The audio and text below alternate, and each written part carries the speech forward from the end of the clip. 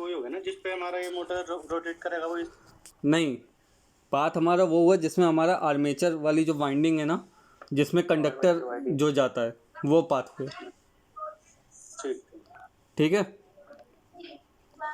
ठीक है। अब जो है ये बताइए कि डीसी जनरेटर का अगर हमें डायरेक्शन चेंज करना हो करंट का या फिर रोटेशन का, तो हम क्या करेंगे?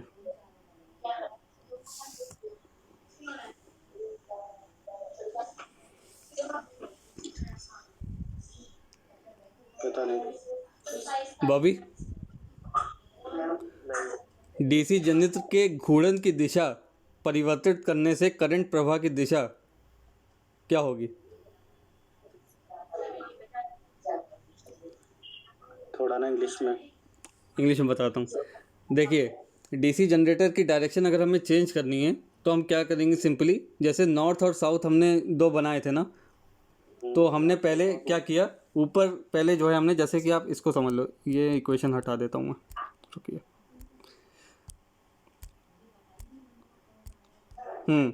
तो ये जैसे कि आपका एक मोटर है, आपने दो एक्साइटेशन दिया है इसको बाहर से, ये समझ लो। तो अभी करंट की डायरेक्शन क्या है? ये है। तो आपका लेट सपोज मोटर ऐसे रोटेट कर रहा है। अब अगर आपको इसको चेंज करना है तो इसको चेंज करने के लिए बस आपको सिंपली क्या करना होगा कि आपको एक्साइटेशन की डायरेक्शन चेंज कर दिया आपने। जैसे बैटरी लगाई ना, बैटरी आपने उल्टा कर दिया, तो आपकी करंट की डायरेक्शन क्या हो गई? वो इस तरीके से हो गई। तो इसकी जो रोटेशन है वो यूं हो गई। तो इस तरीके से चेंज करने, बस उसमें सिंपली आपको क्या करना है, जो एक्साइटेशन है वो चेंज कर देना है। ऐसे ही एमसीक्यू में आपसे पूछेगा कि जैसे कि डीसी जनरेटर का अगर आपको rotation, direction of rotation change करना है तो आप क्या करोगे?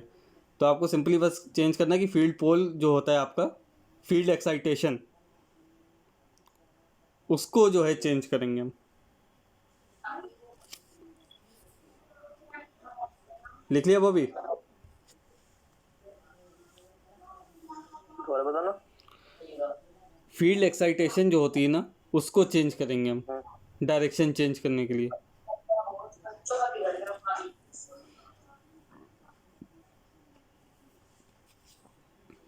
ओके, ठीक है।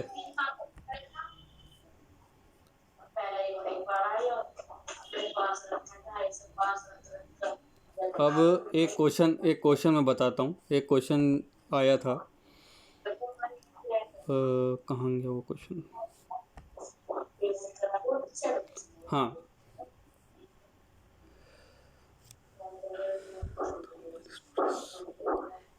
भैया क्वेश्चन लिखना। The part of DC motor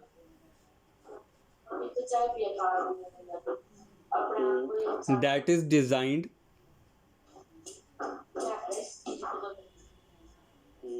to have maximum thermal stress. Thermal stress.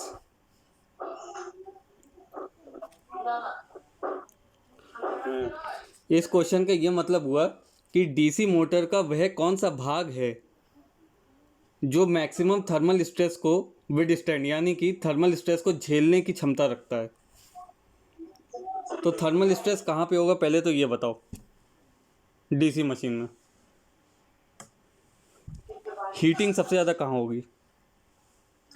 जब वो चलेगी तो उस पर ही होगा ना, बाइंडिंग पर। वाइंडिंग पे क्यों होगा?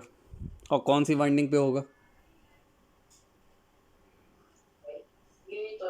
बॉबी? बताओ, कहाँ सबसे ज़्यादा हीट जनरेट होगी, कहाँ सबसे ज़्यादा जो है मतलब घर्षण होगा, कहाँ सबसे ज़्यादा थर्मल स्ट्रेस होगा? ज्यादातर रोटर रोटर जो घूमता है उसको होना चाहिए। तुमने सही बताया, सही पहुँचे। रोटर के ऊपर एक यूनिट होता है जिसको हम कहते हैं कम्यूटेटर। कम्यूटेटर और ब्रश का नाम सुना है? हाँ सुना है, जो ब्रश लगे होते हैं। हाँ, कम्यूटेटर का हिंदी का मतलब तुम्हें बता दे रहा हूँ, दिक् परिवर्तक। हाँ, वो दिक् परिवर्तन होता है इसका मतलब। हाँ, तो मेन जो है इसको जो है इस पे होता है हीट का। अच्छा, हीट जो जनरेट ज्यादा जनरेट करता है। हाँ, क्यों करेगा जनरेट? भाई जब वो मतलब घूमता है तो जनरेटर तो एक शीट तो होनी चाहिए। आप समझो, ये मैंने बनाया एक रोटर, भैया देखो, रोटर बनाया है, इस पे आपका कम्यूटेटर लगा हुआ है।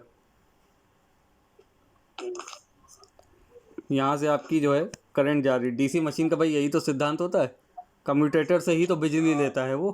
कम हाँ, तो जब ये घूमेगा तो कम्यूटेटर इस पर टच किए हुए हैं, हाँ तो जब टच करेगा तो इस पर कुछ फ्रिक्शन भी होगा, घर्षण होगा, हाँ मैं दोनों चीज हुई है। तो जिससे स्पार्क जनरेट होगा, चिंगारी निकलेगी हाँ और गर्मी भी होगी। तो इसको किस मटेरियल का बना होना चाहिए ताकि ये गर्मी झेल जाए? कार्बन। बिल्कुल सही बात। कार्बन कार्बन का चाहिए। अब रबड़ का अगर बना होगा तो इतने में तो पूरा खर्च हो जाएगा, वो जैसे ही रोटेट करेगा तो पूरा ख़त्म हो जाएगा घिस घिस के। कार्बन की ड्यूरेबिलिटी ज़्यादा होती है, इस वजह से हम कार्बन लगाएंगे। इस क्वेश्चन को इम्पोर्टेंट मार्क कर लो क्योंकि ये लास्ट ईयर क्वेश्चन आया हुआ है। जो आपका 2021 में ये TG2 का पेपर हुआ था उसमें ये क्वेश्चन आ रखा है। अच्छा commutator made by carbon. Commutator made by carbon नहीं, जो मैंने आपको ऊपर क्वेश्चन लिखवाया है ना कि थर्मल स्ट्रेस जो सबसे ज़्यादा झेलता है, वो उस पार्ट जो होता है वो कम्यूटेटर होता है। ठीक है। ठीक है। तो एसी को डीसी में भी तो कम्यूटेटर ही चेंज करता है। यस, जो बॉबी तुमने पहली लाइन बोली थी ना क्लास के स्टार्टिंग में, हाँ वो ये चीज़ होती है कम्यूटेटर। मैंने तुमसे स्टेटर पूछा था तो तुम ये बता रहे थे कि एसी को डीसी में कन्वर्ट करता है, तो वो कम्यूटेटर का काम होता है। ठीक ठीक है, ठीक है। तो ईएमएफ इक्वेशन हमने देख ली। अब इसके बाद डीसी जनरेटर कितने प्रकार के होते हैं ये कौन बताएगा मुझे? डीसी जनरेटर क्लासिफिकेशन जो होता है ना डीसी जनरेटर का, वो कितने प्रकार के होते हैं? ये तो यार मेरे हिसाब से शायद 2-3 तरह के होते हैं। कौन कौन से? आ,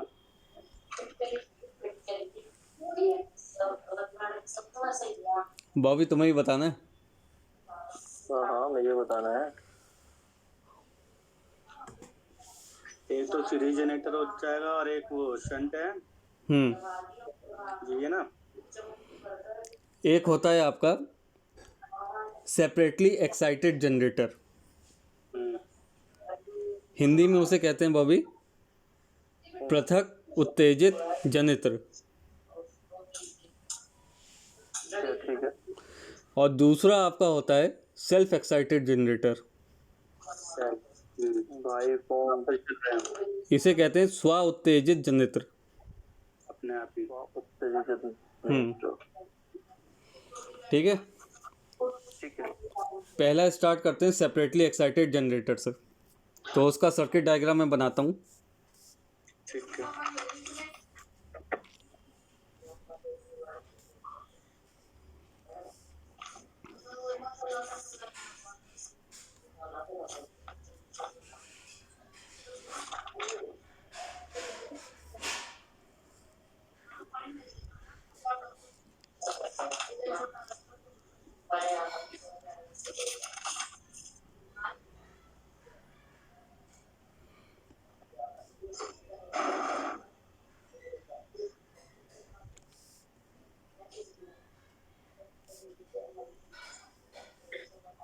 ये तो थोड़ा थोड़ा ऐसा लग रहा है जैसे शंट जनरेटर है।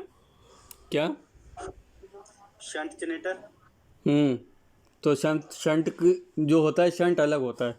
शंट में ये कनेक्टेड होता है, इसमें आप सेपरेट एक्साइटेशन दे रहे हो। अच्छा, अलग से ना ये। हाँ, ये अलग से है, इंड्यूस होगा। अच्छा, तो शंट में और सेपरेटली एक्साइटेड में अंतर है।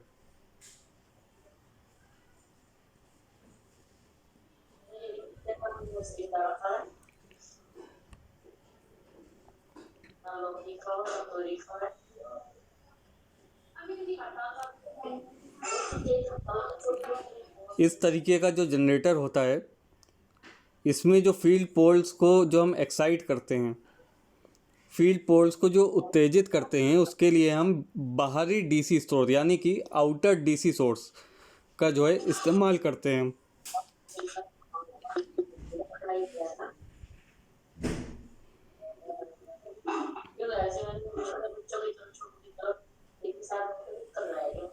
और इसमें एक चीज़ और लिख लीजिए,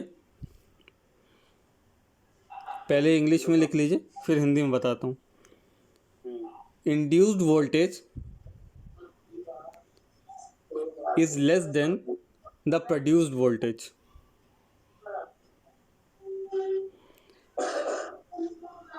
बॉबी हिंदी में लिखो।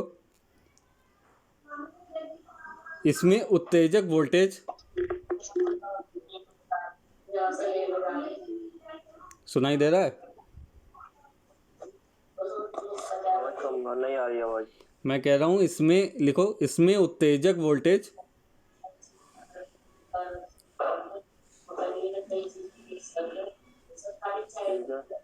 वोल्टेज ठीक है। का मान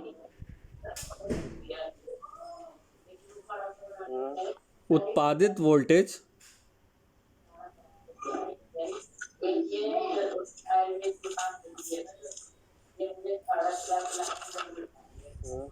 के मान से कम होता है।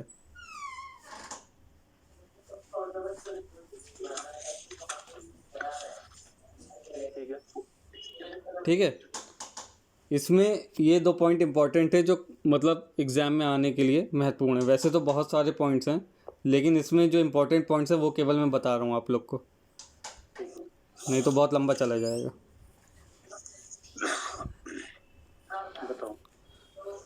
मैं अभी 1 सेकंड में आ रहा हूँ, आप लोग तब तक थोड़ा सा रिवाइज।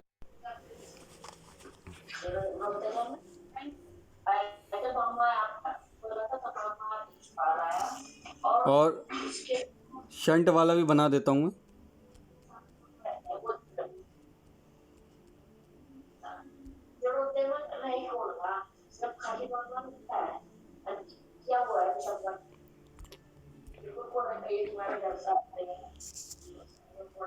ये आपका हो गया लोड, ये आपका हो गया मोटर,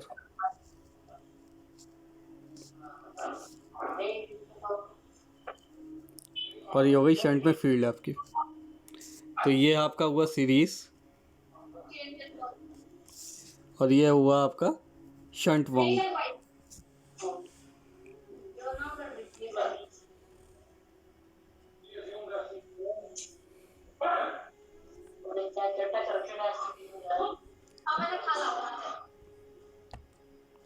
बन गए दोनों शंट है। बॉबी, दोनों बन गए। अब सीरीज में कुछ इक्वेशंस हैं और कुछ चीज़ें हैं जो आपको याद करनी होंगी। सीरीज जो जनरेटर होता है, इसके कारण आपकी सभी जगह पर जो आपका करंट होता है वो इक्वल होता है। I L equal to I C N I R, ये वही है ना? Yes, I L is equals to I A C is equals to I A, जिसमें कि ये जो होता है आई एल आपका, ये आपका होता है लोड करंट, ये होता है आपका सीरीज फील्ड करंट, और ये होता है आपका आर्मेचर करंट।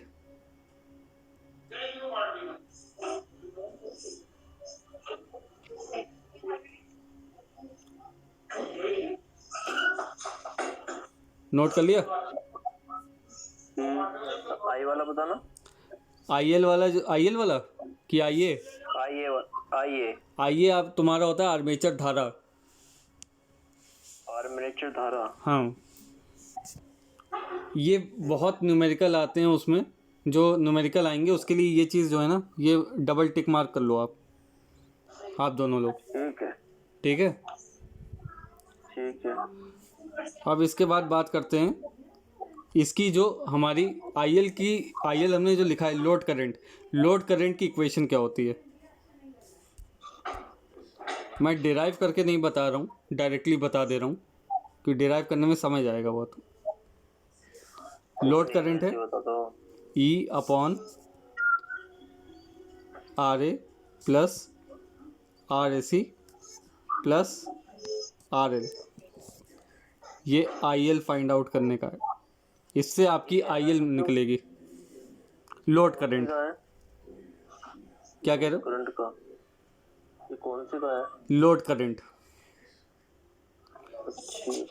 और इसी की जो वैल्यू आएगी ना आपकी, वो आपकी सीरीज फील्ड और आर्मेचर करंट के बराबर होगी।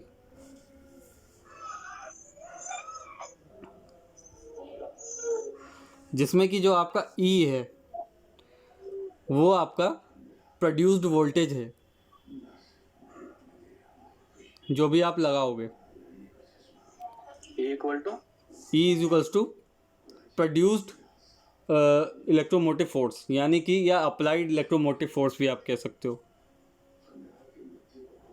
ईएमएफ। यस, ठीक है। This is armature resistance R A. R A C is field resistance.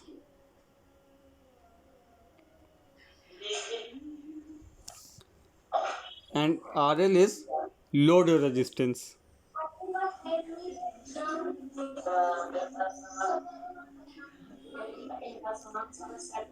ये सीरीज जनरेटर का एक यूज भी होता है, ये भी लिख लीजिए।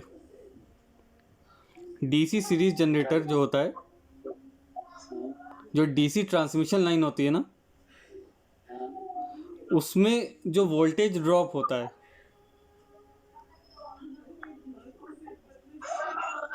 उसको कंप्लीट करने के लिए या उसको कंपनसेट करने के लिए बूस्टर जनरेटर की तरह काम करता है।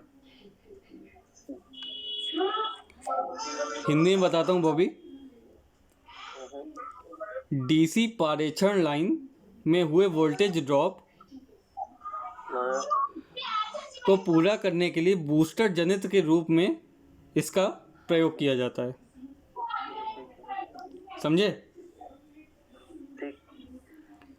अब हम बात करते हैं शंट जनरेटर की।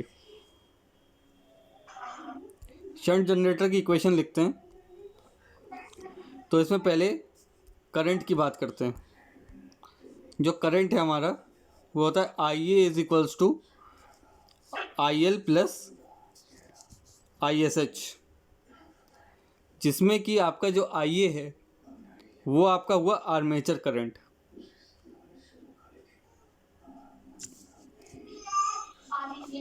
आई एल हुआ आपका लोड करंट,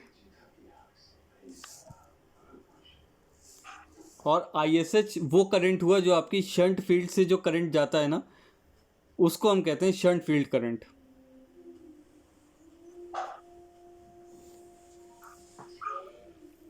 ठीक है। ठीक है, अब इसका यूज लिख लीजिए।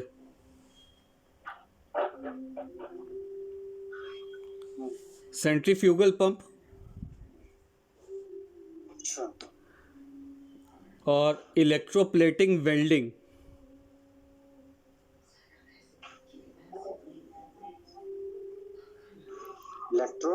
Electroplating plating. वेल्डिंग। ठीक। एक्साइटर। अच्छा, और भी है क्या? हाँ, अभी 3 और हैं। दूसरा तीसरा क्या बोला? Exciter, exciter. लोड लिफ्टिंग,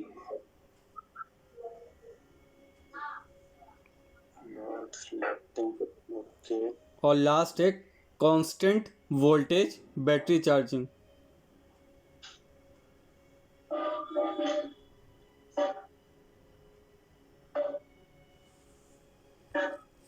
ठीक है। ठीक है,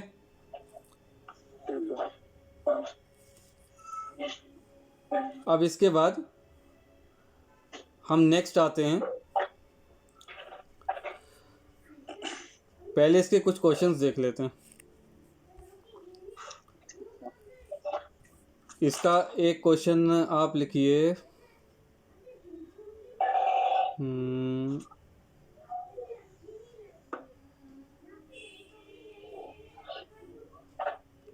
क्वेश्चन से पहले हम लोग एक सर्किट डायग्राम पहले सॉल्व कर लेते हैं। ये KCL KVL पे बेस्ड है, तो KCL KVL तो आपको पता ही होगा कि बताया जाए।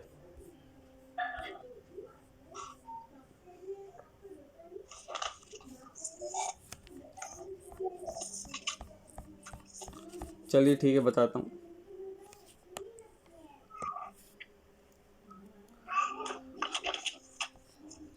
पहले हम क्वेश्चन देख लेते हैं जो लास्ट ईयर आया हुआ है। मैं उसका सर्किट डायग्राम यहाँ पे बना रहा हूँ।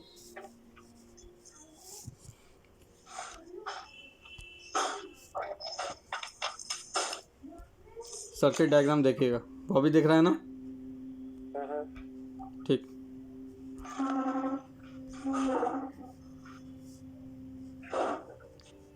ये एक रेजिस्टेंस है,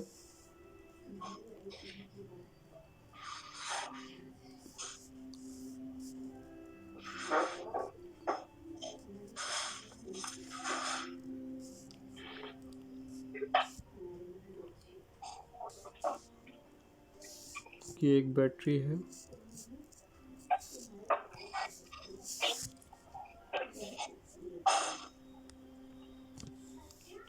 इसका मान है 470 ओम। ये है 3 वोल्ट, ये है 5 वोल्ट, ये है 1 वोल्ट और ये है आपका 2 वोल्ट।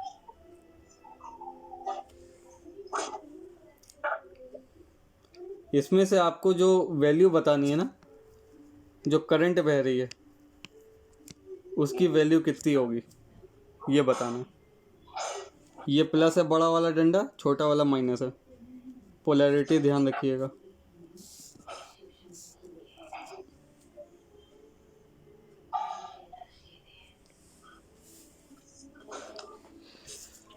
सॉल्व करिए। आई जो इसमें बह रही है, आई का मान बताना है इसमें।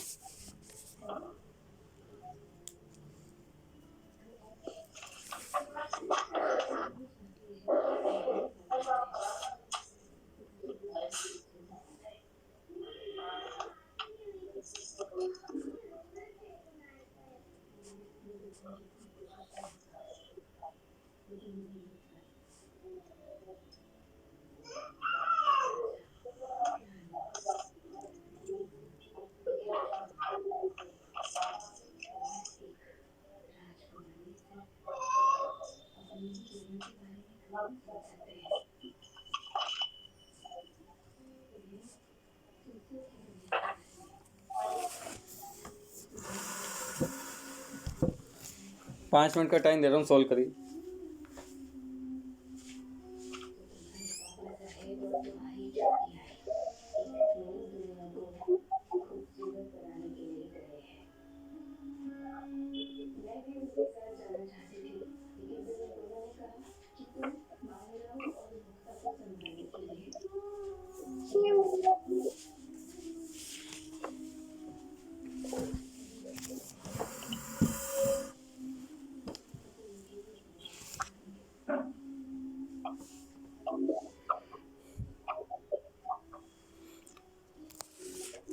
बॉबी सॉल्व हो रहा है? नहीं।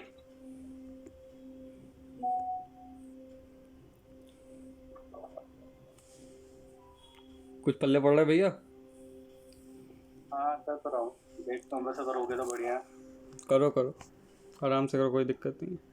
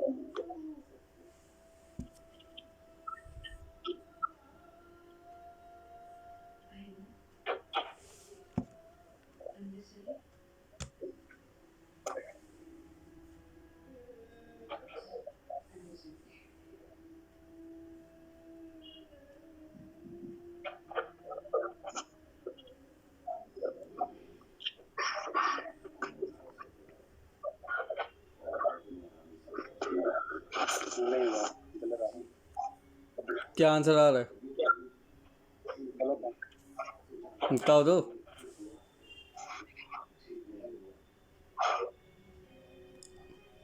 बताओ तो फिर भी क्या आंसर आ रहा है? मेरे पूरे कैलकुलेशन में मिस्टेक हो रही थी। अरे कुछ तो आया होगा आंसर। फ्रैक्शन ही बता दो, फ्रैक्शन ही क्या आया करंट का?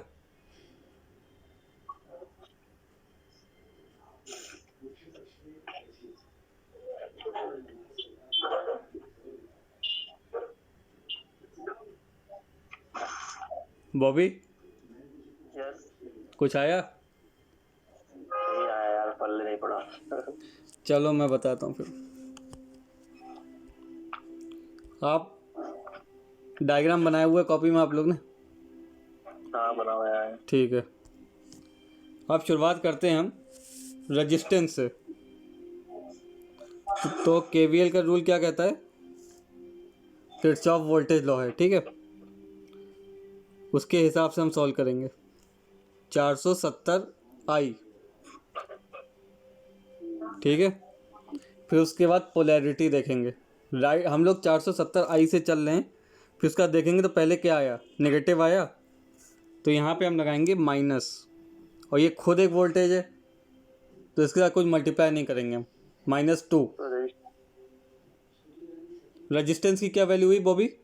470 आई, क्योंकि उसके अक्रॉस हम वोल्टेज देख रहे थे। तो उस रेजिस्टेंस के अक्रॉस जो आपका वोल्टेज है वो क्या होगा? वी आई होगा ना, are I, sorry I R. तो उस फॉर्मूले से आपका हुआ 470 आई, ओके।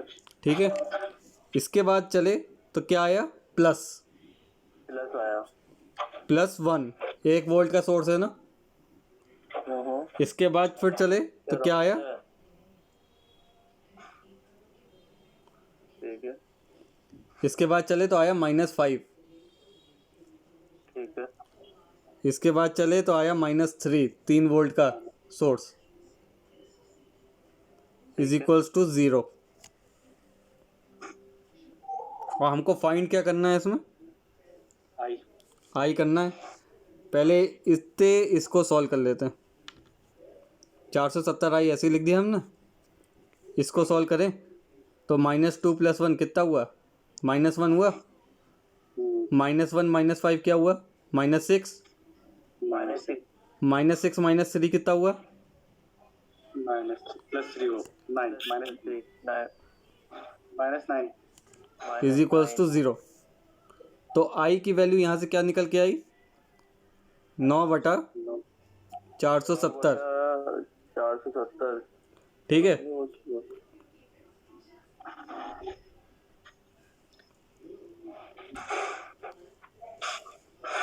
अब 9/470 की क्या वैल्यू हुई? मैंने ना साइन उल्टे कर लिए। ओह, वेरी नाइस। अभी नहीं सही आ रहा। That was a very incredible job you have done. तो 9/470 को अब हम सॉल्व करेंगे तो हमारा पॉइंट में निकल के आएगा 0.0 19148। इसको सॉल्व करना पड़ेगा वहाँ पे, ऑन स्क्रीन कैलकुलेटर नहीं मिलेगा। अब मिली में चेंज करना है इसे, क्योंकि आंसर हमारा मिली में दे रखा है उसमें।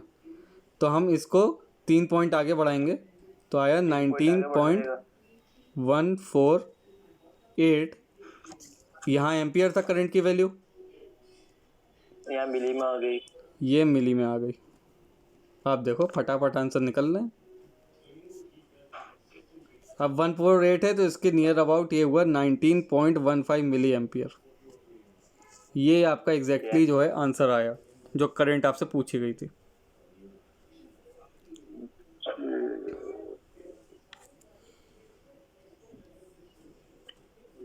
एम्पियर। Yes 19.15 ampere. ये 19.15 एम्पियर है क्या? यस नहीं 19.15 15 दशमलव नहीं दिख रहा, वो डार्क नहीं हो पाया, सॉरी। क्या बोल रहा था मैं? ठीक है। तो आपका ये आंसर निकल के आया है।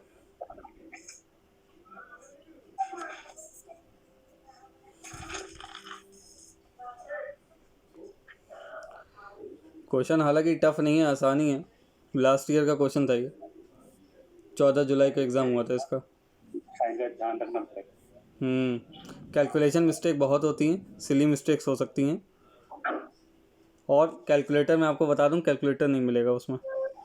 वो तो पता है, तो फिर नहीं, किसी किसी में ऑन स्क्रीन कैलकुलेटर मिलते हैं ना, इसमें नहीं मिलेगा। अच्छा हम्म अच्छा, किसी किसी मिलता है। हमारे में मिलता है ना, हम लोग के जो एग्ज़ाम्स होते हैं हमको ऑन स्क्रीन कैलकुलेटर मिलता है। अच्छा लेकिन उसको भी सॉल्व करना अपने में एक बहुत बड़ी वो है, क्योंकि आपको माउस पे ही सब काम करना है, माउस से ही उसमें कैलकुलेट भी करना है, आप कीबोर्ड का यूज़ नहीं कर सकते। तो पहले आप कैलकुलेटर खोलो जाके, फिर उसके बाद माउस से आप इस्तेमाल करो, फिर आप उसमें वैल्यू डालो। मैं सोचता हूँ कि उससे अच्छा तो यही है कि जो है फिर अपने कॉपी पे लिख के मैं सॉल्व कर लूँ। हाँ, लॉग वॉग की जो वैल्यू होती है वो ज़रूर मैं वैसे सॉल्व कर देता हूँ। अच्छा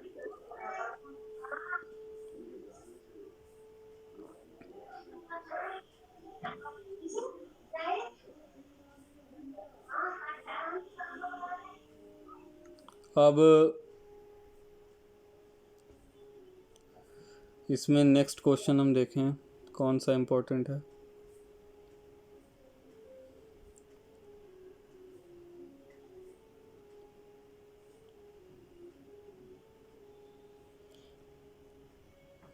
अच्छा, आपको ये पता है कि जो आपका मिक्सर ग्राइंडर होता है ना, या आपकी जो घरेलू सिलाई मशीन या पोर्टेबल ड्रिल होती है, उसमें कौन सा मोटर यूज़ करते हैं हम?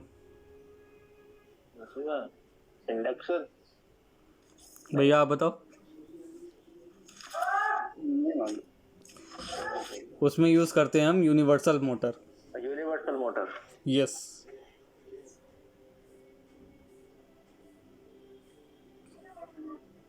Universal motor.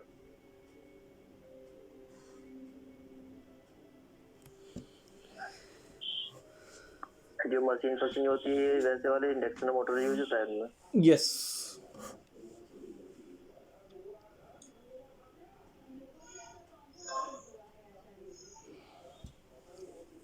एक क्वेश्चन और है जनरल का, ये नोट कर लिया भैया आपने, कि जो इंडक्शन मोटर की वाइंडिंग होती है उसमें पोल की एक निश्चित संख्या होती है, ठीक है, मतलब एक रेगुलर नंबर ऑफ पोल्स होते हैं इंडक्शन मोटर में। तो पोल की जो सही संख्या की जो आवश्यकता है वो किससे निर्धारित की जाती है? मतलब इन द सेंस मैं ये पूछना चाह रहा हूँ कि इंडक्शन मोटर की जो नंबर ऑफ पोल्स होंगे वो कैसे डिसाइड करेंगे कि कितने पोल का मोटर होना चाहिए?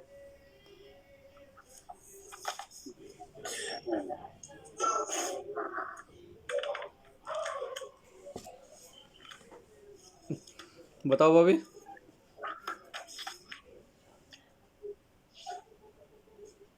इसको लग गई भूख, मुझे लग रहा है। हाँ भूख लग रही है मेरे को। हाँ भूख लग गई। बताओ, आंसर दो। समझ में आया आंसर? क्या बोला मैंने? क्वेश्चन आंसर नहीं। Question Y. अरे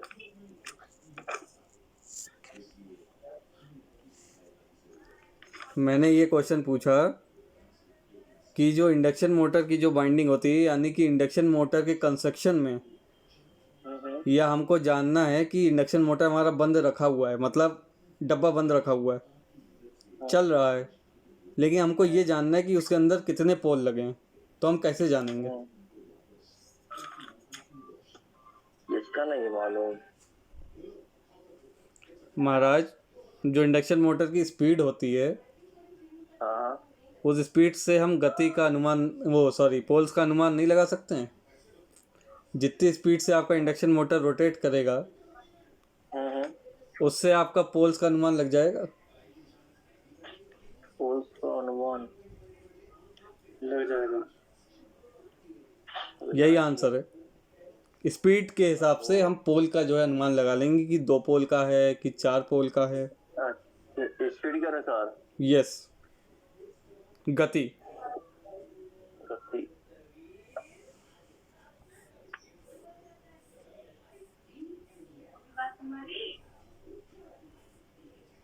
ओके, अब आप लोग ये बताइए कि ट्रांसफार्मर की जो एफिशिएंसी होती है उसका एक्सप्रेशन क्या होगा।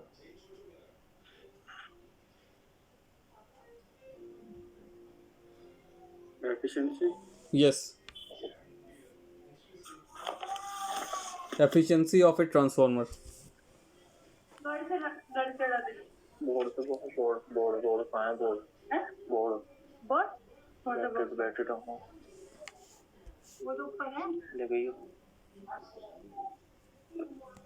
साइड चढ़ा दे। गाड़ी चढ़ा दे।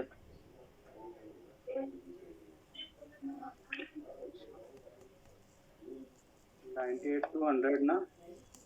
नहीं, वो तो एफिशिएंसी की आप वैल्यू बता रहे हो, मैं एफिशिएंसी का एक्सप्रेशन पूछ रहा हूँ। फॉर्मूला क्या होता है? The value. वैल्यू तो सही बताई आपने। वैल्यू का तो इतना याद हो रहा था, 100 तक का ही है। लिख लो फॉर्मूला। एक चीज का है, ये एफिशिएंसी ऑफ ट्रांसफार्मर। ये ना P1 इक्वल टू P2 वाला, ये V1 I1 वाला। बिल्कुल नहीं, वो नहीं, एफिशिएंसी अलग है। ये 1 माइनस लॉसेस अपॉन, मैं लिख दे रहा हूँ आप लोग को।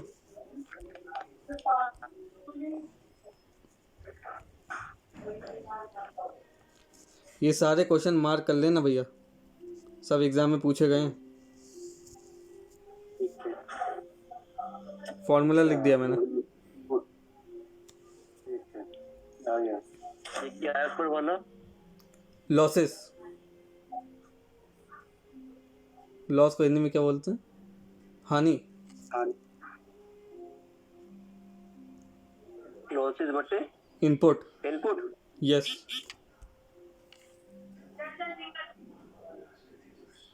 ठीक है। ओके।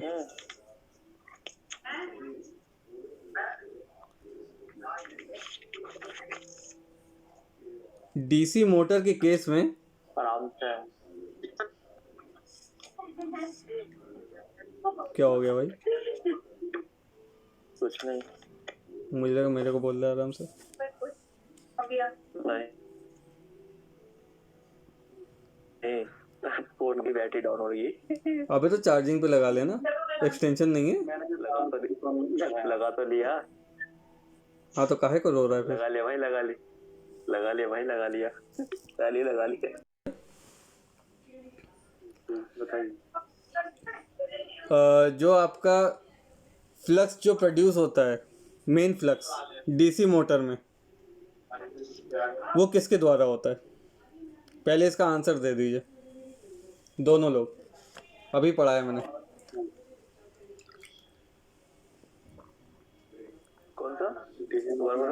डीसी मोटर में जो तुम्हारा मेन फ्लक्स जो होता है ना, वो किसके द्वारा प्रोड्यूस किया जाता है?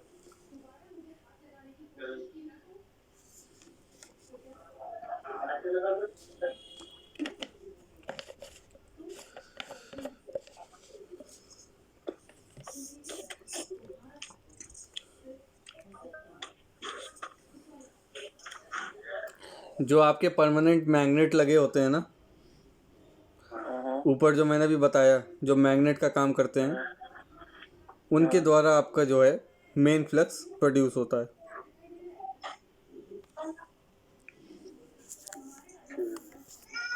ठीक है, ठीक है। ठीक है।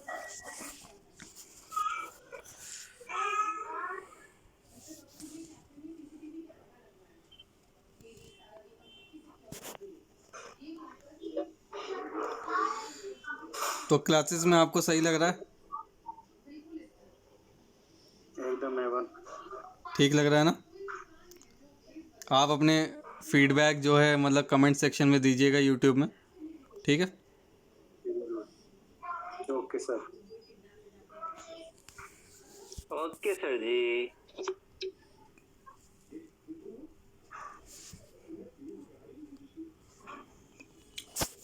हमारे नए सर सक्षम सक्सेना। बस बस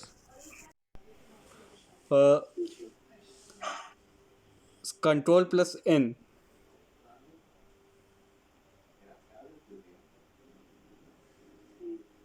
ये आपका होता है न्यू डॉक्यूमेंट को क्रिएट करने के लिए।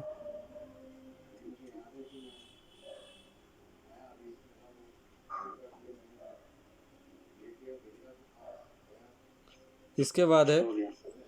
Ctrl+O,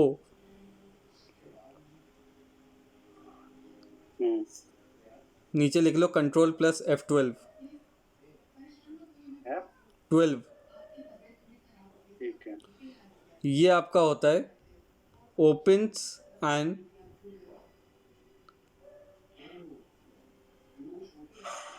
एग्जिस्टिंग डॉक्यूमेंट, यानी कि जो डॉक्यूमेंट पहले से हो आपका सेव्ड है उसको ओपन करेगा। ठीक है। F2 यानी कि वो जो नंबर ऊपर का टिक करते हैं। या ठीक है। Ctrl+S, सेव करने के लिए, सेव या सेव एज करने के लिए डॉक्यूमेंट को Ctrl+S का यूज़ करते हैं।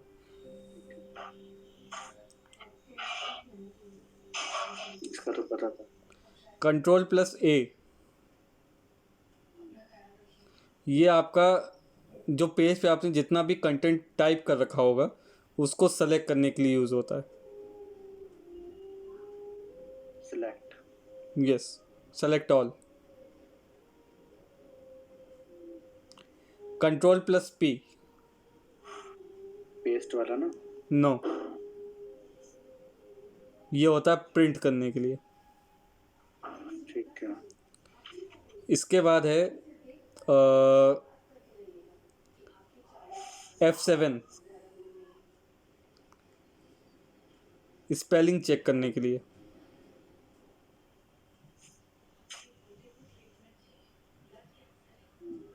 F5, ये यूज़ होता है फाइंड और रिप्लेस करने के लिए।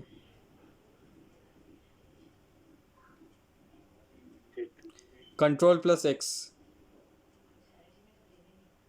एस। X, ठीक है। ये होता है कट करने के लिए। हो गया। Ctrl+C, सी। कॉपी करने के लिए। ठीक है। Ctrl+V,